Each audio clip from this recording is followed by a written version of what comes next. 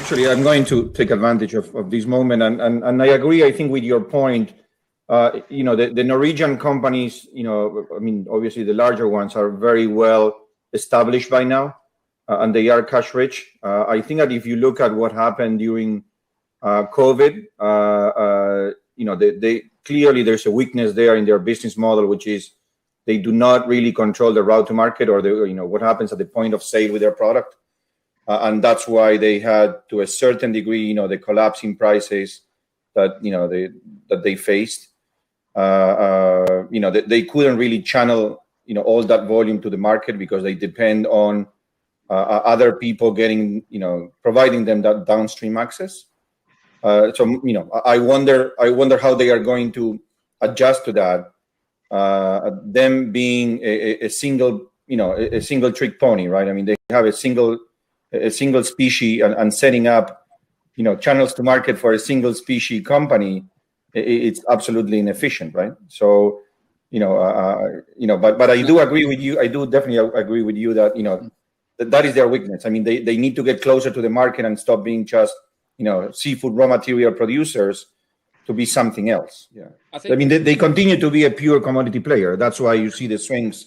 When you move it, the more you move away from the commodity pricing, the more stable your earnings are. So yes, they are making a lot of money, but what is that quality of earnings there, right? I mean, from an investor's point of view. Can I ask a question? Related to all of these, you guys are focusing on the smaller players right now. How are they going to manage to compete with the land-based players, for example, in the U.S.? I mean, I can understand how the large Norwegians can, but how are they smaller players going to compete? Because they have probably much higher costs than the land-based players, at least in the U.S. Yeah, I'm curious, right? Right.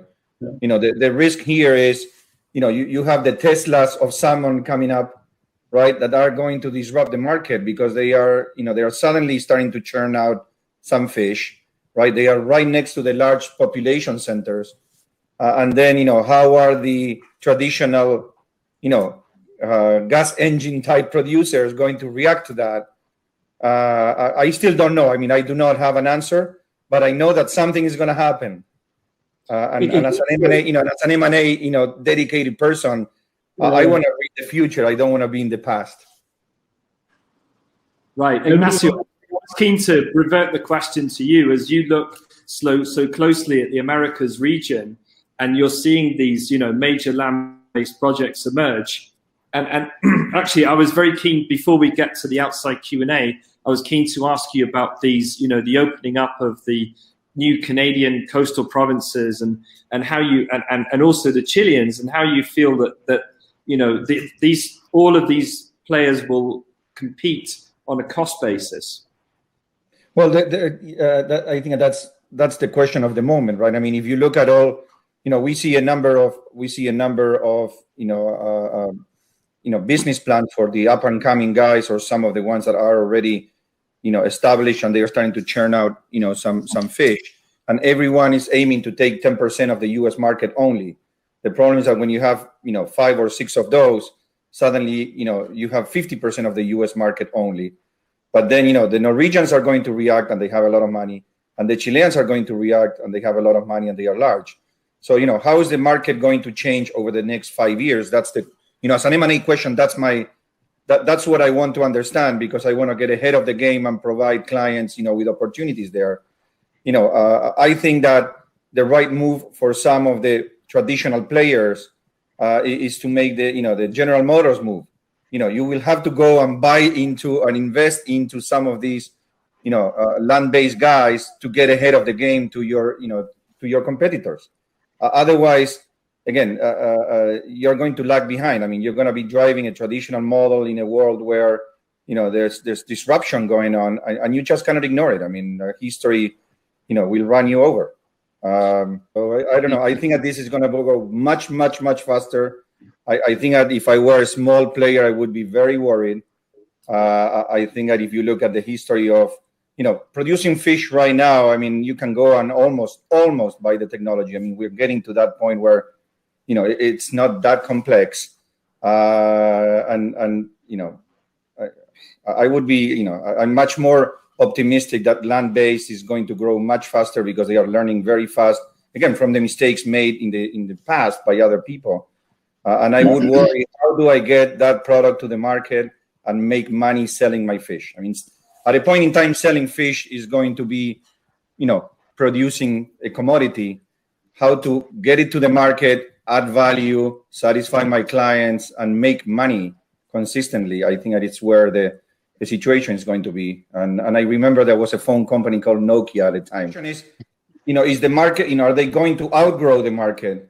And then you're going to have, a price crash that is going to restructure the market. That's what I'm trying to figure out. Again, as an M&A professional, that's, I want to see the disruption, and I want to get my clients ahead of the disruption, be prepared, bring them ideas, and get, and get ahead of the curve. Really, I mean, that's the whole aim of M&A: get ahead of the curve. I'm sitting right now at my home, and I'm 45 minutes away from one of the probably largest salmon producers in the U.S., which is Atlantic Sapphire. They don't have any access to seawater.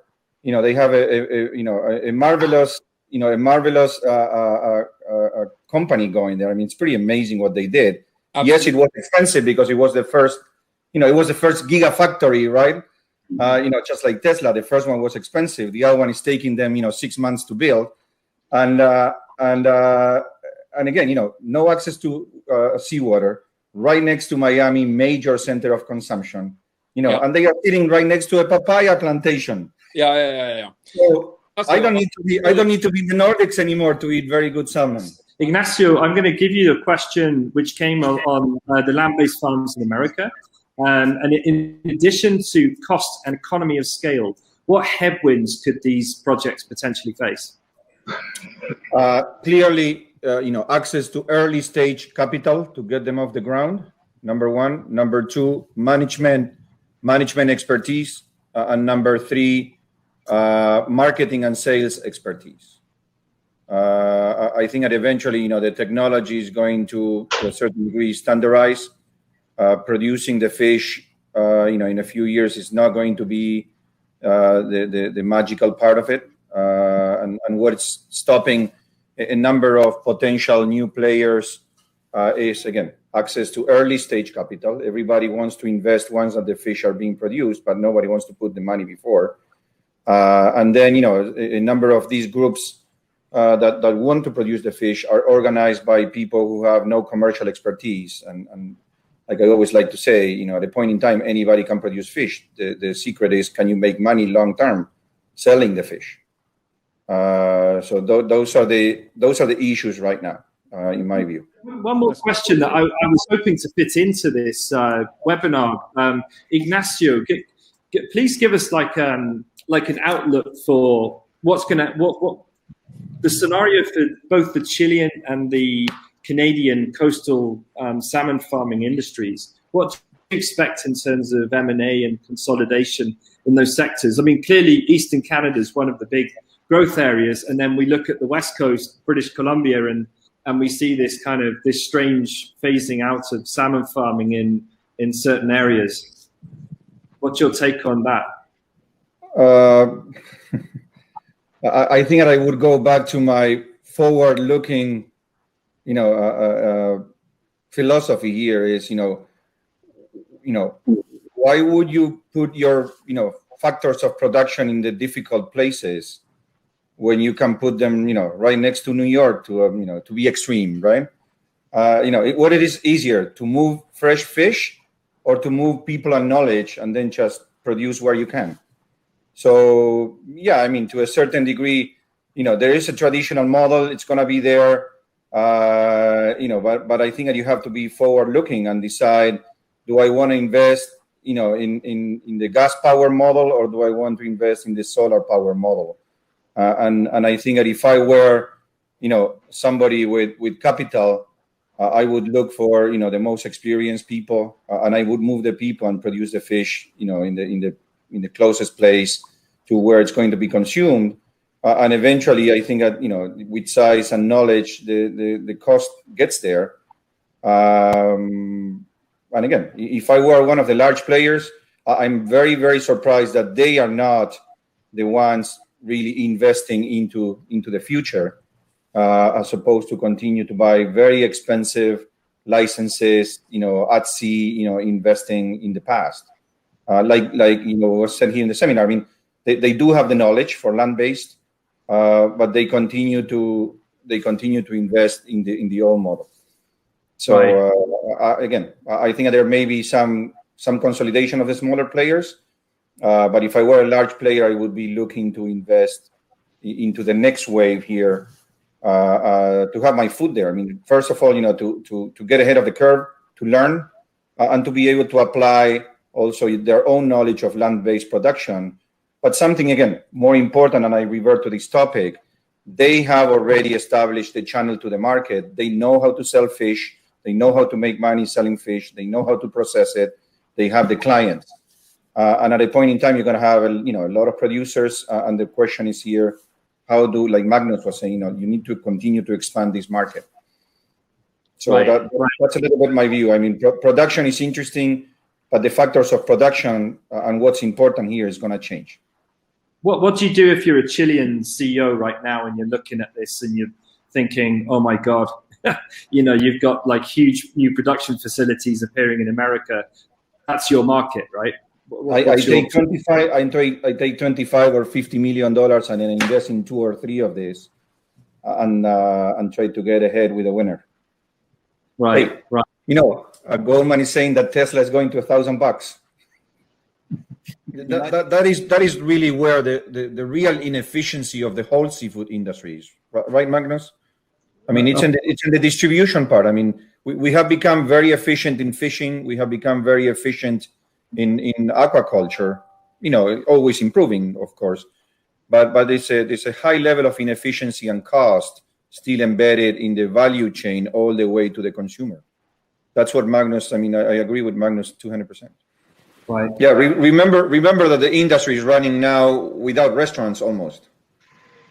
So I think that the key question, and that was something that was discussed at the NFI panel as well, was there was a substantial gain, in consumption through the retail channel. How much of that gain is going to remain permanent? Most likely not all of it, but hopefully some.